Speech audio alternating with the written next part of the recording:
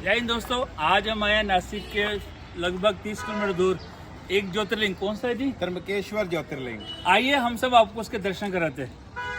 चलो चलिए जी चलिए।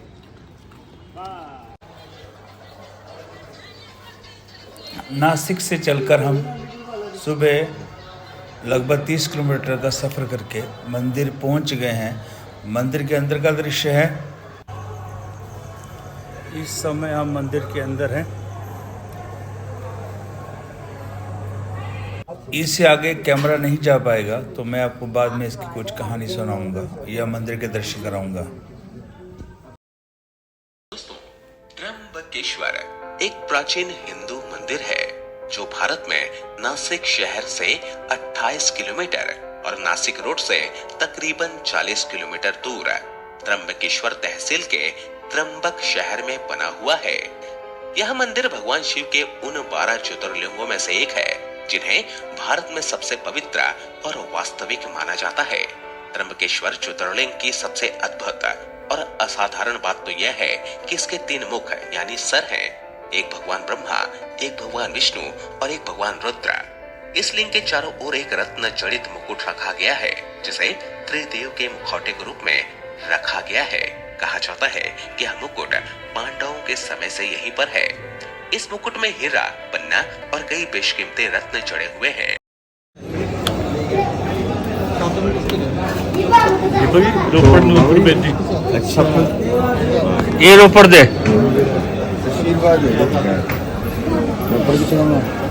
रोपड़ पक्का बाग।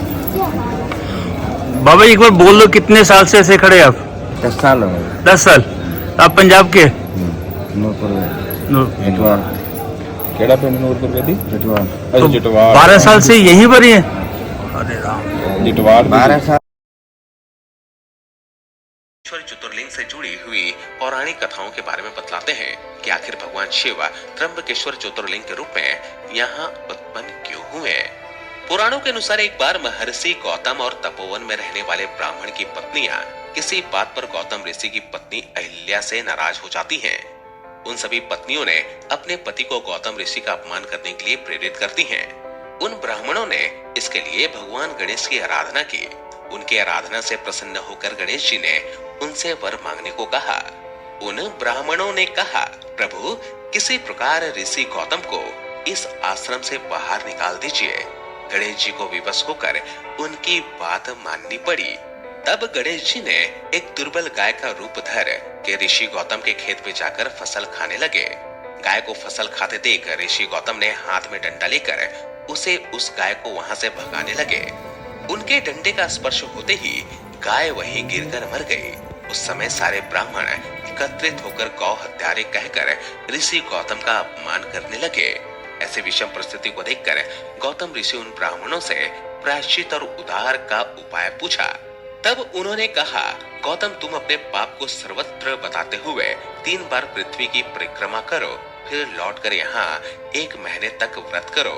इसके बाद ब्रह्मगिरी का 101 बार परिक्रमा करो, तभी तुम्हारी शुद्धि होगी। अथवा यहाँ गंगा जी को लाकर उनके जल से स्नान करके 1 करोड़ पार्थिव शिवलिंग से भगवान शिव जी की आराधना करो। इसके बाद फिर से गंगा जी में स्नान करके इस ब्रह्मगिरी के 11 बार परिक्रमा करो। फिर 100 घरों के पवित्र जल से पार्थिव शिवलिंग को स्नान कराने से तुम्हारा उद्धार होगा।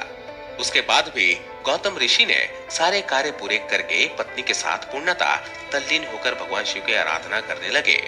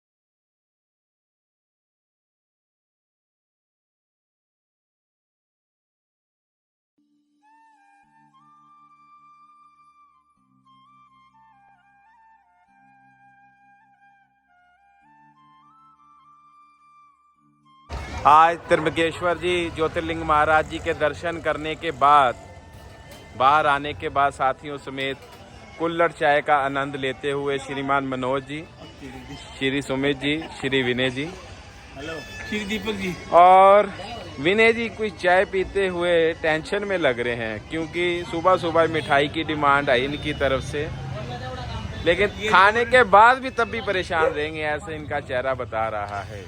मनोज जी हर वक्त आनंद में रहने वाले व्यक्ति हैं। सुमित जी सबका ध्यान रखते हुए, और कभी कभी ये भड़क जाते हैं। हाँ इनको भी रास्ते पे लाना पड़ता है। धन्यवाद।